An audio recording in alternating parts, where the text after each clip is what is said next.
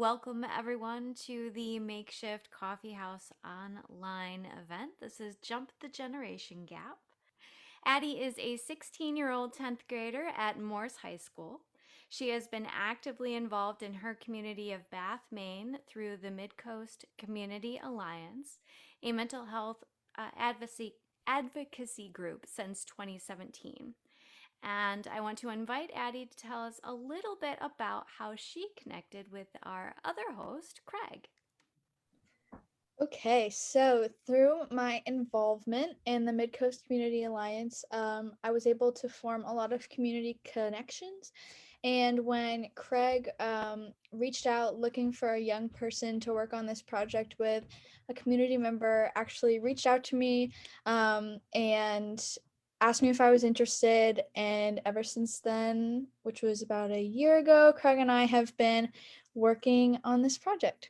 Thank you, Addie. And just a quick word about Craig. He is a professional meeting facilitator based in Brunswick, Maine, and a winner of the American Award for Civic Collaboration, or CIVIES as they're known, for bringing Democrats and Republicans together to better understand each other.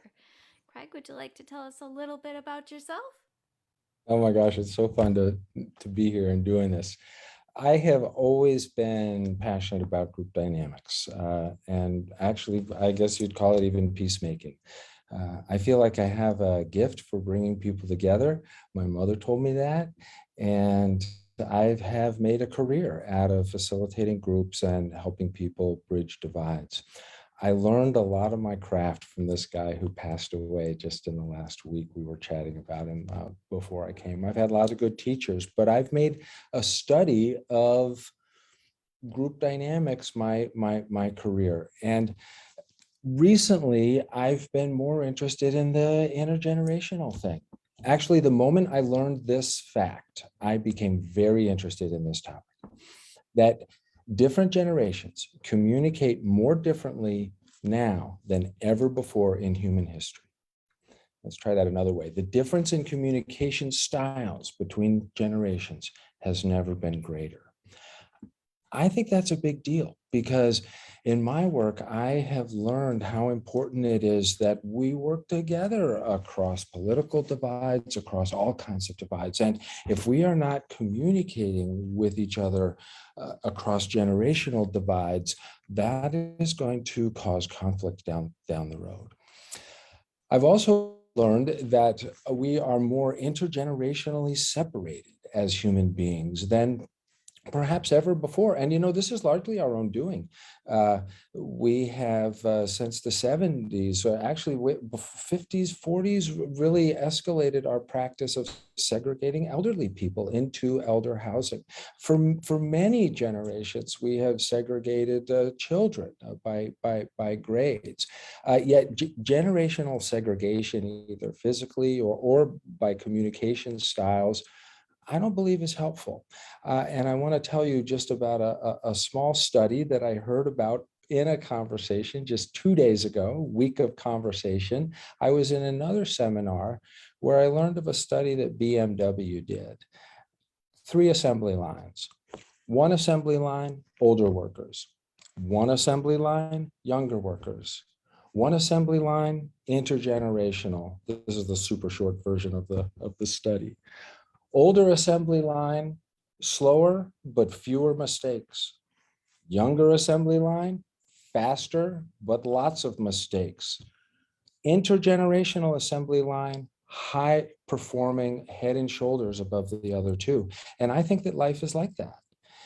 So that's why I chased down a younger person, and I'm so grateful that I came across Addie. She wasn't lying when she said that her and I have been trying to find a way to have this conversation for more than a year. So we're about to do it. We're going to bring in the audience in a few minutes, but first we're going to ask Addie to say hello and get on with our conversation. Okay, hi everyone. As Shonda said, my name is Addie Hinds, and I'm a 16-year-old 10th grader at Morse High School in Bath. Similarly to Craig, I am very, very passionate about communications and building connections through differences. Um, Also, as Shauna said, I've been involved in the Mid-Coast Community Alliance, which is a suicide prevention and mental health advocacy group, for almost 5 years. I spearheaded the Yellow Tulip Project, a mental health remembrance, suicide loss remembrance project at my middle school in 7th grade. And the summer before my freshman year, I started a online web series where I shared good news every week. At the beginning of the pandemic, which reached national news in Parade magazine. Um, I've always been very, very close with my family members of older generations, and because of that, prioritizing unique bonds through conversations with my grandparents, my older aunts and uncles, has been something that has become a very large value of mine. Um, it's very near and dear to me, and I am beyond excited to engage in conversation with Craig and all of you. Similarly, a fact study that really engaged my desire to better understand this topic was a 2009 study by the Pew Research Center, which found that 79% of Americans see major differences between younger and older adults in the way that they look at the world. So, Craig and I both really hope that this conversation between different generations will be very meaningful and important to lowering this percentage. But before we get started, we're going to go back to Craig to hear some more about the makeshift coffee house. Yeah, thanks, Addie. That was really nice setup. It was great to hear you talk about those things. Folks, I'm actually not going to talk too much to you about Makeshift Coffee House. You could learn about it at our website. I'm going to give you a link even near the end of this meeting. The sentence is that we had a bunch of meetings where we intentionally tried to bring together Democrats and Republicans to understand where each other was coming from. And that's largely what we're going to try to do today, is bring together people who probably have different views for no other purpose than to understand each other. Now, I'm going to ask your help with this, and I'm going to ask, this is going to sound a little weird at first, but so we can understand each other across divides, I'm going to ask that you self-identify yourself as a younger person, as an older person, or maybe you're a middle-ish person. So I know how to use Zoom well enough that I'm going to hit the rename feature here, and I'm going to go Craig Freshley, and I'm older, so you can see I wrote I'm older. You don't have to do this if you don't want to. But if you want to, it's going to help me. It's going to help Addie, because sometimes we are going to specifically want the perspective of a younger person or an older person. And I don't want to presume just based on what you look like on the screen, right? So I'm asking you to self-identify if you want. And thanks so much for those of you who are doing it. We'll see how that works throughout the show here. We're going to talk about 6 ground rules very briefly. Then Addie and I are going to have a bit of a discussion. Then we're going to ask for you to come part of that discussion. Addie, what's our first ground rule? Okay, our first ground rule is listen to understand. Active listening is a really important practice in any makeshift coffee house. We really want all voices to be heard and analyzed thoroughly. So if you need any clarification on something anyone says, do not be afraid to ask. I love that. Ground rule number 2, speak from your experience. When you do talk, we're asking you to simply tell your story. You could tell us theory or even science or morality, but one can argue with theory, science, and morality. No one can argue with your story. No one can argue with your experience. It's your experience. And if you stick to that, you're on solid ground. Here, all views are encouraged. This is a safe space in which all perspectives are important and valued. And in addition to that, judgment is not tolerated. We really want to hear from all of you to ensure that our conversation is diverse in opinions and thoughts. So don't be afraid to speak up. And if you do feel criticized or offended, I hope that doesn't happen. It very rarely happens in places like this, but we can never predict how someone might feel or how someone might come across. And if you find yourself maybe in that situation, I'm inviting you to seize the opportunity to ask a question. When you are in a place like this across from somebody whom maybe feels offensive, this is a perfect opportunity to ask that question. Why did you say that? What were you thinking? Not in a provocative way, but in a genuine way. That's the magic of talking across divides. We get to ask questions. Having said that, this is not a place for criticism. Shame, blame will not be tolerated. If I or Addie or Shauna get the impression that there's any intentional offense, you will be ejected from the meeting. That being said, with any topic that we talk about, Craig and I are, as the co-hosts, unbiased voices. Both of us are here to be neutral. And the last one we call share with others. And we're hoping that you share not only some of the things you learn here about younger people or older people, but share some of the things in terms of our process. We are trying to model this evening a civil conversation.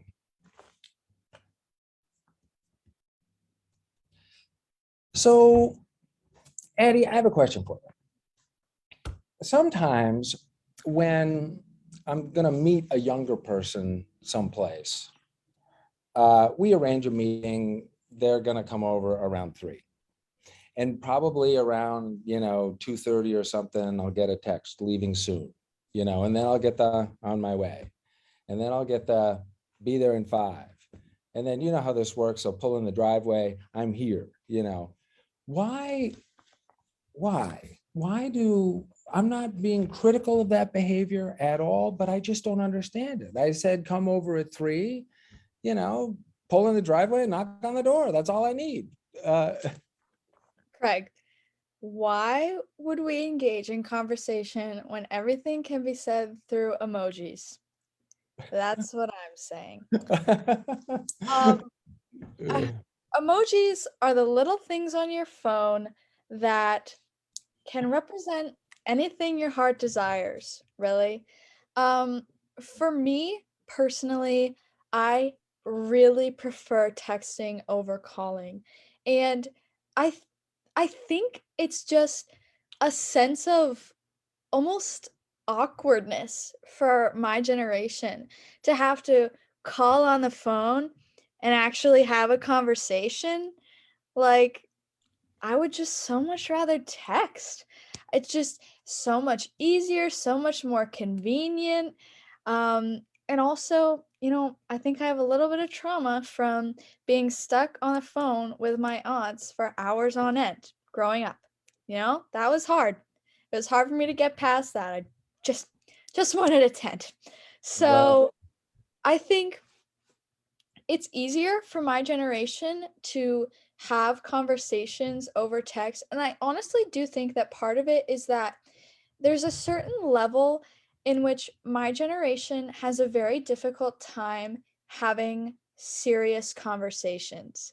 I think everything that my generation wants to talk about, we find a way to do so in a playful or humorous way to bring light to situations. So we don't have to go through the uncomfortable conversation period. It's just my generation is really bad at that. And so having any conversation over text just automatically makes it less awkward. The face to face or like voice-to-voice conversation, it makes it a lot harder to have for people in my generation. Wow. Thank you for saying that so clearly. I kind of want to ask you more questions about that, but I think I'm gonna hold because I suspect that this is going to come up again. I do hope we're going to talk more about this. I guess I'm going to ask one though. It's taking it a level deeper, maybe. Why is it awkward? What about it is awkward? Because for me, it is more efficient in most instances. It's not an inconvenience for me. Um, I get more benefits from investing in a phone conversation than the costs. Not always. Sometimes I get stuck on the phone like you have with your aunts. Many times I've got stuck on the phone with people, clients. It's part of doing business. I tolerate those inconvenient aspects of phone calls because of the benefits I get. So I guess I am pushing you an next round on this, Addie. What do you help us understand? Okay, I'm really trying to think about this on the spot. And let me say, if there is another, well, no, we said we'd hold it to me and Addie for a little bit. I see, the facilitator in me wants to immediately widen the conversation, but at the very least, I've given Addie a minute to think of her response. I think a really great, you talked about how you have a lot of benefits to calling. I think a really big benefit to texting is that any conversation you have can go on for, like, if I just want to sit and watch my Netflix show, I don't have to answer that text. If someone calls me, I Uh-huh. have to pick up the phone. Right. So Texting is on your schedule. it is. It really is. And for my generation, for teenagers, that's what's most realistic. Um, I think the problems with having serious conversations, I think that that is something that my generation really experiences universally, but I can't pinpoint what the, like, root of it is. I don't think there's anything that caused it, or um anything specific that makes it uncomfortable for us. It's just so much more convenient. And I think it's also important to keep in mind that my generation has always had technology. So there was calling before there was texting. So I think that there's a certain sense of familiarity with calling for older generations because that's what you could do first. Right. Whereas in my generation, we always had the ability to text. Like, we could always just shoot someone a text message. So that's our familiarity. Addie, we have a question lined up. If you want to go there. Oh my goodness, already? This is so okay. Wait, let me. First question to the younger crowd. Why do you text so much? Um, good Well, question. no, Honest, no, I'm sorry, Addie. What I was thinking, I know you're reading from there. The next question that you were thinking to ask me about technology. yeah, okay, yeah, I can definitely do that, and then we can answer the other questions. Does that Okay. sound good to you? Yeah, or you can take one from the chat. It's really up to you. I didn't mean to interrupt you like that. I You're just good. want to I make think sure. I'll answer this one because it goes with what I'm talking about right now. Wait, do it. Um, Texting is like our golf. Like, think about the older generation. They left a good golf day, you know? Golfing on a Saturday evening, Saturday afternoon. You know what? It's a lot of fun. Or reading a book. I Reading. love to read. So I won't say I'm speaking for my generation and not myself in this one, but it is literally at some points just a pastime. Like, it's not always to communicate and have a like direct conversation. Sometimes it's just to, like, send each other funny cat videos. Like, it really is just like a pastime for us. It's easy, it's efficient, it's can be fun. Like I said, I'm going back to this emoji thing. I am a die-hard fan of emojis. I love them. So I can always use an emoji to fit however I'm feeling. I think, yeah, I think just texting is a pastime for us. It's something that we utilize to communicate so much that we've began to utilize it to entertain ourselves. All right. Well, that is super helpful. It's Yeah. really neat. Craig, I do have a question for you. Um, why why do you think technology adaptability varies between my generation and your generation? If I'm not putting it lightly, why is it so hard to learn how to use the new technology for older generations? Right. That's a great question. And you can tell Addie and I and Shauna talked about some of these issues ahead of time. And this was one we identified. Um, and yeah, why do us old folks have such a hard time? I mean, Addie and her generation, the way she explains it, can pick up new software, new platforms, web forms, all of these things way quicker than as she observes older people.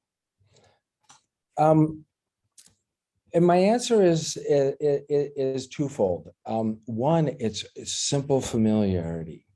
Um, Addie, you explained that when you were 5, your mom was texting on the iPad, and probably, or maybe the 5-year-old got handed the iPad and you were texting on it at 5. I'm not sure how you told the story. No, uh, but there's that familiarity thing, and I just didn't grow up with an iPad. For me, computers were introduced when I was in college. I was the first in my friend circle that had a computer, and that was 1982, probably. But I was 20 years old, right? I hadn't grown up with it. I know how to read a map. I know how to read a compass. I know how to put the two together and find my way without a device. There are lots of things that I know I can do that younger people can't do, that I can do without devices. It's all just familiarity. But there's another reason, and I think it has to do with trust. I think that for me, every there's two kinds of trust. One is trust of information, right? Every click I'm apt to consider more carefully than I suspect you are.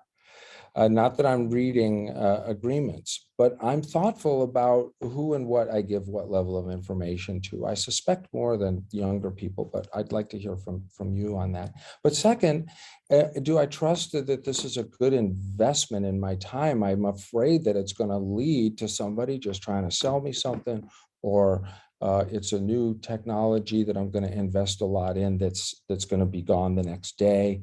I'm doing a lot more evaluating with every new technology than you are. I'm not so trusting. I hear you and cannot relate at all. my my generation, I can say honestly, this is a little bit embarrassing. I don't think I have ever read the terms and conditions on anything I have signed up for online. it I think just what you said, that level of familiarity, because it's something that we've always had, my generation, we just automatically trust it. And that definitely is not a good strategy because if we're thinking like realistically, there are a lot of safety risks when you're going online. And I think that for me personally, that's become a lot more present as I've grown up. Um, because being younger and having technology, I didn't understand any of that. I mean, I don't think that any like 10-year-old understands like that level of unfamiliarity, really. So I think it's a skill that my generation really needs to reassess. I think it's something that is definitely very important, and can be very risky. So having those skills to be online safely, um, Hmm. is really like a big part of life, and definitely will continue to be as we progress in this new age of um, the internet. Yeah. Like at school, I write something on a piece of paper maybe once a week. Everything is typed, everything is turned in online. Um, it's just the reality of our world now. Right, Um, right, so right. having that skill set, I think, is really important and something that my generation has never really been overly concerned about, which is concerning. Yeah, yeah. I know we all are really appreciating your candor. You're sharing your perspective, and um, you're also sharing your concerns. I'm going to huddle with my facilitation team here for a moment. Addie, Shauna, we thought we might do a little game. I'm happy to do that. We could also uh, just let people start to ask questions and weigh in here. What's your instinct, Shauna? Do you want to do the game? Yeah, I would say if we could do just maybe the last part of this, that familiarity really brought a good segue into the first word game that we had planned, which was to think of a word for your generation to describe something that maybe a different generation, older or younger than you, would not connect with that same definition. And so, a couple of things that we were thinking about was, something is really good or something is really bad. But I think, and please weigh in if you two think that I'm on the right page here. But I'm thinking attractive is the way to go with this game. Let's Okay. So do you want to explain it more? I can explain the game if Okay, do it. Let's do it. all right. So basically, we this is a game where we want everyone in the audience to participate. So I'm thinking it will be most efficient to type it into the chat. Is that yeah? Okay. So, um, we are gonna ask everyone to type into the chat a word that your generation uses to describe someone that's attractive. So, something maybe you used when you were a teenager, sitting at your lunch table, you saw a cute boy, cute girl. What did you say? And we're going to talk about it. If I see differences from older generations, or if a word that older generations use that means something very different to my generation, we can definitely talk about that, and vice versa for Craig. Um, but yeah, we'll give you guys a minute to type into the chat. Pretty. Yeah. A looker, hot, hot,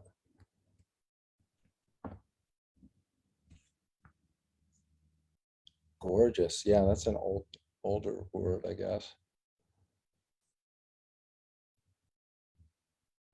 Huh.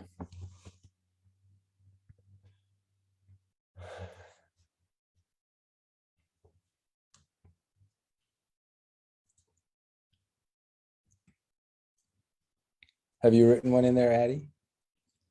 Or I'm or looking or at them now. I think I'll write one in. yeah. And Finn, I know you haven't said hello, but you've self-identified as a younger person. So let's see, do we have one from Finn in there? No.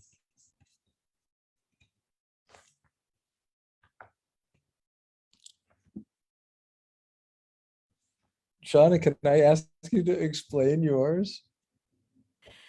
So I learned today that Midwesterners have a different kind of accent than Mainers, and so I tried to write it phonetically. When somebody is attractive, they are fine. Because you're from the Midwest. That's great. Well, folks, any observations about the names? Hot, fine, a 10? Yeah, right. Or any questions. I'm particularly interested in we all three of us, of course, are in the cross divides question. If you're a younger person who has a question for an older person, this is a good time to ask it. If you're an older person who has a question of younger people, let's ask.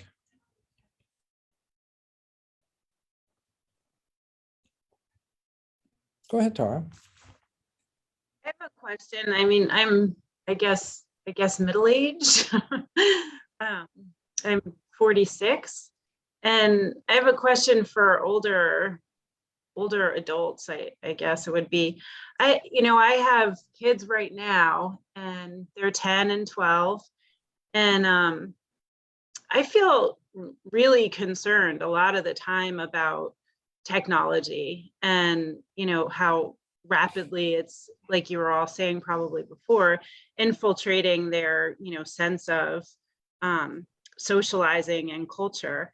And I'm just wondering if there's something comparable that you all may have felt when you had, if you had children that were in their kind of adolescent years.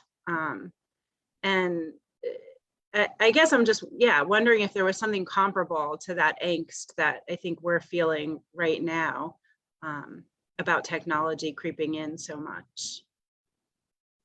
Thanks for bringing that, Tara. If there's an older person that would like to respond, we want to hear from you. Dina, it's nice to see you. Thank you. I'm sorry I had an awful time getting on. So it took me half an hour. Anyway, I'm glad I'm here, and I think I know what the first half was about. So my experience with coffee house has been extensive. I have, my children are mid-40s. My daughter just turned 45, and my grandchildren are 8 and 10. And I do, now I'm forgetting, here's my senior moment. Did you have concerns about technology Yes. when they were young? Yes, and with my children, it was television. My son didn't see TV till he was 2 years old, and of course, my daughter was born at that time, so she grew up watching Sesame Street with him, and she had it from the beginning. Whereas my concern with my grandchildren is the screen time. It's very similar to television, just as bad in my opinion, and maybe worse. And yet their parents are finding a way to give them the time to do it. And too much screen time isn't good for anything, eyes, mind, and so on. But they do find themselves interacting with other people on some of their programs, on their laptops and whatever. But that is a concern, that technology. Addie, you're moderator, Addie, so you get to talk whenever you want, and then you can call on Mike. Okay, I would love to give my 2 cents as a younger person. I totally hear your concerns. I think that technology is our future. There is nothing that we can do to escape technology, to escape social media. It is just how teens and adolescents communicate now. And that is how it's gonna be. I think that all that parents can do, speaking from really the perspective of my parents, through my experiences with social media and online safety, all that, something that's really important is just ensuring that kids know how to be online safely. Because again, being online is inevitable. It is what my generation is familiar with. And it is the future. It is the future of schools, workplaces. So all that we can do is teach kids how to be online safely, how to protect their information. Knowing, only add your friends on social media. Don't accept anyone you don't know. Don't interact with strangers online. Don't go on sketchy websites. Like, all that we can do is really ensure that our kids know how to be safe so that they can navigate this inevitable new world. I will share that going to the screen time concern, I think that that is a really, really fair and valuable concern. Yeah, I'm just getting the comment from Patty. I have two younger siblings who are both younger. They are my brother is about to turn 9 and my sister is 7. And they are both on their iPads all day, every day, playing video games. I saw Susan mention that. So I really, really understand that concern, and I think it is definitely really, really valuable. So I really appreciate you sharing that, and I think communication online is the reality now. So I think expecting any different is can be unrealistic. But I do also think that it's important to continue spending time doing activities with your kids, taking them outside, because then they will develop the skills to not spend all their time online. But until we do that, that's all they know. That's how it's been. So we just have to teach them the skills. And I've seen that being an older sister. I think that's really important, but also a very, very valuable and heard concern. So you're not alone in feeling that way, because I feel that way too. Okay, so two people have their hands raised. I think Mike raised his hand first, so I'm gonna call on Mike. Go ahead. Well, thank you, Addie, and everyone here. I'm excited to be a part of the group. I'm going to try and squeeze in a 2-for-1 if I may, but before doing that, I do think it's. I would like to say, Addie, I'm thoroughly impressed, one, with your participation in a forum like this, as well as your social consciousness and what some of the activities you're doing. So it would indicate you have a very bright future ahead of you. And it's just awesome to see. If I could, I'd like to pose a question to the younger generation and a question to the older generation. And to the younger generation, I'm doing this with the understanding that everybody is individuals, but I'd like to hear this coming from you as an individual amongst that group, what fears you may have and what you are looking to, the generations that came before you to assist you in dealing with some of those challenges. And the question that I would pose to the older crowd is, what activities or social norms that were common at when you were younger, do you see being dropped that are what you would define as a really important part of your social being? Let's just see which one gets answered first. If you have an answer to the question, either the younger or the older, raise a hand. And okay, how about we go to I'm Chip? gonna go ahead and say, Chip, you look prepared to go to answer that question, so I want to bring you in for it. Oh, you're We've got to muted, have Chip. you unmute first. Oh yeah. You're going to do this in a context of history.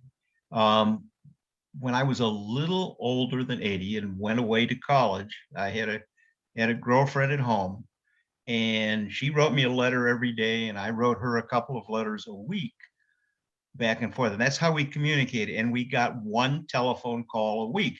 for which I had to stand in line at a payphone behind a whole bunch of people and talk to her while I'm out in the hallway. That was the only form of communication we had.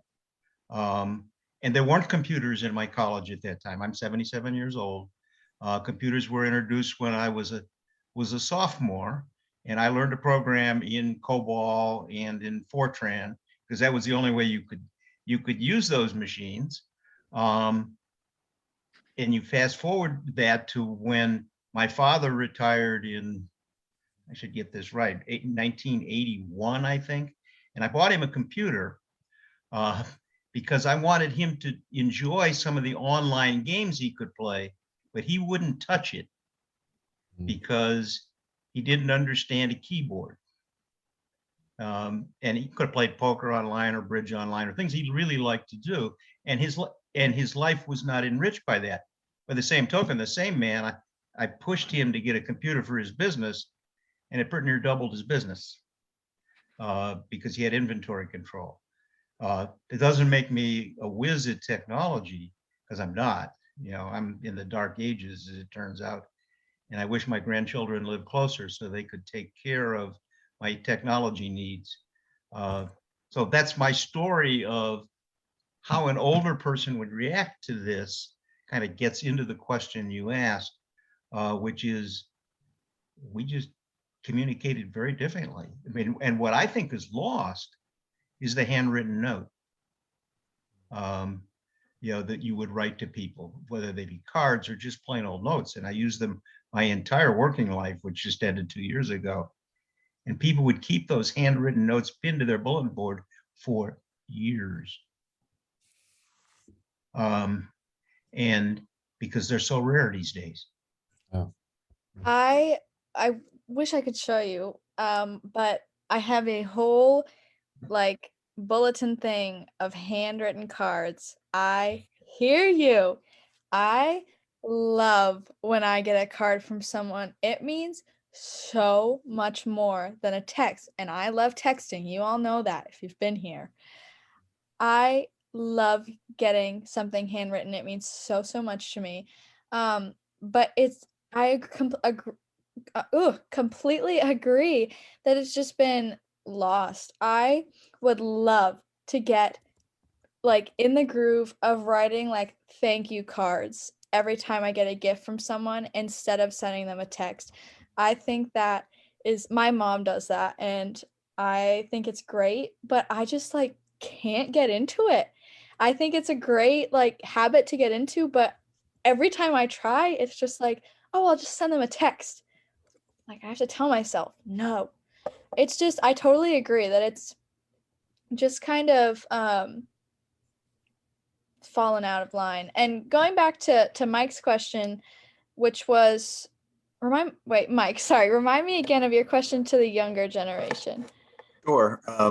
If there are any fears that you have about life or what is being handed off to you by future generations, and how older generations could assist in make things easier for you. I was really hoping someone would ask this question. I think our world is in a very messy place right now. I think there is a lot of divide and issues not only facing our country but facing the globe. And if I'm being completely honest, as a younger person, I think that a lot of the I don't think burden is the right word. I'll use the word responsibility. I think a lot of, if not all of the responsibility to fix these issues has been put on my generation. I think it's definitely a skill set that my generation has, this new comfortability with advocating for what we believe in and making the change that we really want to see. But but I do think that as a younger person, we have almost been forced into this place where I'll use climate change as an example. I think the burden to fix that has been put on us to save our planet. And so I think that's it's a very loaded question. So that's a short answer to a loaded question, but yeah, I would say I think my generation has a lot of that responsibility, which can definitely be very overwhelming at times. Is there So I something that do, you, sorry, go ahead, Greg. oh, you go, Shauna, you go. I just wanted to kind of check in with everyone because we are at 7:50. I would like to make sure that we hear from both Richard and Dina on your thoughts. I don't know if everyone is comfortable going a little bit over 8 o'clock or if y'all need to leave right at 8. But this is such a fantastic conversation. I don't want to rush it. With that, I do want to open it up to Richard to share his thoughts. Well, my response to Addie is that she's absolutely right that computers and internet communication have been with us for a while and are becoming increasingly important as a percentage of the amount of time that technique is used to communicate. But I have one observation that might be relevant, and that is that I've been on a local school board for some time. And the significant difference in the past year or year and a half, as you all know, is that kids have spent a lot of time out of school, away from direct communication and contact with their peers and their teachers, and they've spent increasingly more time online. And now that they're back full time in school, both the faculty and the administration at the high school feel that our students in general are about a year and a half behind in socialization, and that as educators, they really notice it, that the kids just behave almost 2 grades younger than they would be expected for the grade that they're actually in. And this sort of concerns me because if that is the effect of isolation, from physical isolation and partial personal communication isolation, if that's the effect of it, and that is spread out over all of society, that may really limit or at least significantly delay maturation of the way we all ought to learn to behave and communicate. I definitely hear you. I will say, from a younger person's perspective, I think no one was prepared for a pandemic. So I think that we all just did the best that we could to stay healthy and stay safe at a very big time of uncertainty. And online schooling and isolation was definitely very new and uncomfortable at times. And I definitely see the effects of it in our schools today. But again, I think we're just all doing the best that we can and trying to recover from a pandemic. But I really appreciate your point of view, and I definitely see where you're coming from. So thank you for sharing that.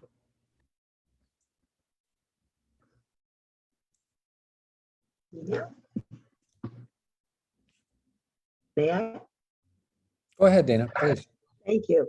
Well, first, I want to just touch on the technology. Without it, we wouldn't be Zooming right now. Because of the pandemic, this has really been a good way. We just have to make sure we look out the windows, rest our eyes, take care of, there's a lot of things that happen to the brain when you are focusing, and the eyes, too much on the screen time. And the broadband problems are a big concern. What I miss the most, I think, are hugs, because I'm a hugging woman, and that's got to do with the pandemic.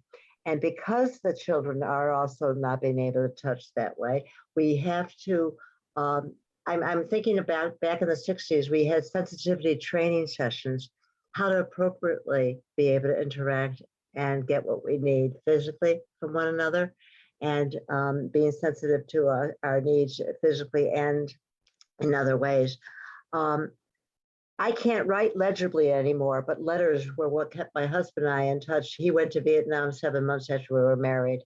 And if it weren't for letter writing, we wouldn't have been, and people who had Ham radios. yes, thank you. We could talk to each other. Thank you. You're so good at filling in my thoughts. And That's because I'm your generation. I bet Addie couldn't have filled in that thought. Thank you. Thank you. And homeschooling and nature as school. Nature at school has been going on in England for many, many years. Thank goodness my children have been raising their 2 kids, my grandkids, outdoors. And they had outdoor schooling with a group of people at first, and when they took them out of public school, and they are continuing to get together with friends, and they're hiking all the time. They're in the woods all the time. Isolation has to be creatively dealt with, in my opinion. And I know they're lucky to have siblings. They're good friends, and when they fight, it's normal and natural, and they love each other, and they're into books, and they're into writing and art. Thank goodness for art. It's really been a way to express oneself, and they like to do all of that. And then there's one more thing I want to mention, and that is meal times. Always in my home were very important. My children were expected, even as teenagers, to usually be home for dinner. I mean, that was an important piece. And we had talking time where we would take turns talking around the table. And when it was your time to speak, you could either comment on what you'd heard or take that time to talk about your own day. You don't interrupt, you just take your time. And my children are doing this with their kids, with my grandkids. And as I say, they're 8 and 10 years old, and they every night at dinner, and even with company, we do a rose. What was your rose for the day, the thorn of the day, and your bud, your hope for tomorrow. And Thorn and bud. Right. it's wonderful. So there are a lot of things we can do. I That's love. fantastic. Go ahead, Mike. I just wanted to say that was fantastic, and thank you for sharing. It's that family time is is something to be cherished, and I think with various demands we're seeing a little bit less of that in our days as we're running to various activities, and it's what we all originate from, and it's very important. So thank you very much. That was a great answer. I just say I love the rose, thorn, and bud thing that you do, because my boyfriend, who's also in here as the other younger person, he's my age, and we do a pit and peak. So we do something similar. So it was nice to hear that was something that can be reflected. Well, we hope that when you text your pits and peaks to each other later, that this was a peak of your day. I will say he is the only person that I will willingly call. Oh. Something that I really appreciate that kind of touches on Zoom, FaceTime. If you have an iPhone, you can FaceTime people. And Right. I like FaceTiming. I like seeing like their faces while talking. I think that's really neat. And it's similar to Zoom, where during the pandemic it's brought a lot of connection to Well, I friends. guess Shauna cautioned us on the time, but is FaceTime less awkward than phone call? Yes, but I don't FaceTime people either. I just No, okay, but that's just interesting to hear you say that. Yeah. I don't know what it is. It's Yeah. just like, It's the aunt trauma, I'm pretty sure. yeah. Yeah. Shauna, do you think we should wrap up? We told people 8 o'clock. Maybe what we can do, how about if we do our little wrap up, and then and give people permission to leave. But then if somebody does have another question or two, I'm happy to stick around. It's been my pleasure to do this. I'm so appreciative of Shauna for hosting us this evening, and for Addie just for being here and participating and telling us what things are like for you. Do you each want to say something? Yeah, I can go first. It's been a really amazing time talking with all of you. And it's been really, really enlightening to hear all of your perspectives. And see that there is a lot of middle ground between generations, and that's really been reflected tonight, which has been really, really empowering. I will say that if any other questions come up, if you think of something later tonight or tomorrow and you would like to hear a younger person's perspective, I have Facebook, I have social medias, which I know older generations, but I also like have an email, so if you would like to reach out and ask any more questions, I can definitely share that. But otherwise, it was really nice meeting all of you and getting to talk to you. I'd like to say you're a breath of fresh air, Addie, and this has been lovely. I don't know if I know Patty knows, and some of you know. I lived in Garland from 1972 until not long ago, and so my heart's up there in that area, and I recognize names, and I don't remember faces as well as I should. But this has been wonderful being a part of this, and thank you. And I have one other grandchild who's 5 years old, and we FaceTime tonight. We do try to do that regularly. He's in Rhode Island, so yay. Thank you very much. Thank you, Craig, for doing this too. Nice to see you, Dean. Nice. Thank you. Addie, I hope you don't feel too much like an insect on a pin. Like what? An insect on a pin. This has been very gratifying. My kids are in their 40s, and we have this conversation about the phone calls versus texting pretty frequently. I'm very happy with the texting, but once in a while when you're planning a trip or something, it's kind of awkward. It's so much easier to have an actual conversation. But my daughter says she feels uncomfortable on the phone because her family is looking at her while she's talking. I thought that was interesting. I do want to again say thank you so much to everyone that came and joined us today. I do want to also express gratitude to the Two Fat Cats Bakery that helped us to create this event, as well as my host site, Central Hall Commons, for hosting the event. As Craig said, if you all would like to stay on afterwards, I'm going to go ahead and stop the live stream, but I'll leave the room open if you'd like to continue the conversation.